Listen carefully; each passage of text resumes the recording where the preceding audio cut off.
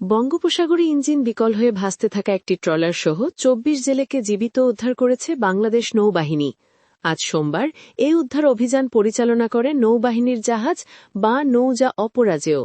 বঙ্গোপসাগরে নিয়মিত টহল কার্যক্রমের অংশ হিসেবে বা নৌজা অপরাজেয় মোংলা ফেয়ারওয়ে বোয়া থেকে প্রায় ২৯ মাইল দক্ষিণে ভাসমান অবস্থায় দেখতে পায় মদিনা ৬ নামের একটি মাছ ধরার ট্রলার। রাডারে শনাক্ত হওয়ার পর দ্রুত ঘটনাস্থলের দিকে এগিয়ে যায় জাহাজটি কাছে পৌঁছালে জেলেরা জানান ২৯ অক্টোবর কুতুবদিয়া থেকে মাছ ধরতে সমুদ্রে যাওয়ার পর ট্রলারের ইঞ্জিন হঠাৎ বিকল হয়ে যায়। যোগাযোগের কোনো যন্ত্র না থাকায় সাহায্য চাওয়ার সুযোগও ছিল না। প্রচণ্ড ঢেউ আর বৈরী আবহাওয়ার মধ্যে কয়েক দিন ধরে গভীর সমুদ্রে ভাসছিলেন তারা।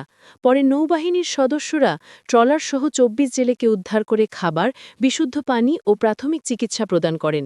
এরপর ট্রলারটি টোয়িং করে ৩৫ মাইল সমুদ্রপথ অতিক্রম করে নিরাপদে সুন্দরবনের হিরন পয়েন্ট এলাকায় নিয়ে আসা হয়। নাটক, সিনেমা, ওয়েব সিরিজ সহ বিশ্বের পপুলার টিভি চ্যানেল সবকিছু একসাথে শুধুমাত্র জাগো বাংলায়।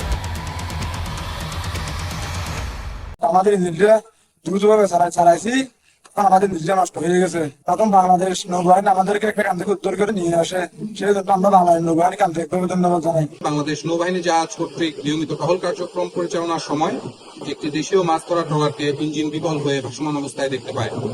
পরবর্তীতে বিকল ট্রলারটিকে উদ্ধার করে হিরন পয়েন্টে নিয়ে আসতে সক্ষম হয়। বাংলাদেশের সমুদ্র সীমার নিরাপত্তা রক্ষায় বাংলাদেশ নৌবাহিনী সর্বদা সজাগ দৃষ্টি বজায় রেখেছে এবং বাংলাদেশ নৌবাহিনী কর্তৃক এই ধরনের কর্মকাণ্ড ভবিষ্যতেও চলমান থাকবে। উদ্ধারকৃত জেলে ও ট্রলারটিকে কোস্টগার্ড পশ্চিম জোনের কাছে হস্তান্তর করা হয়।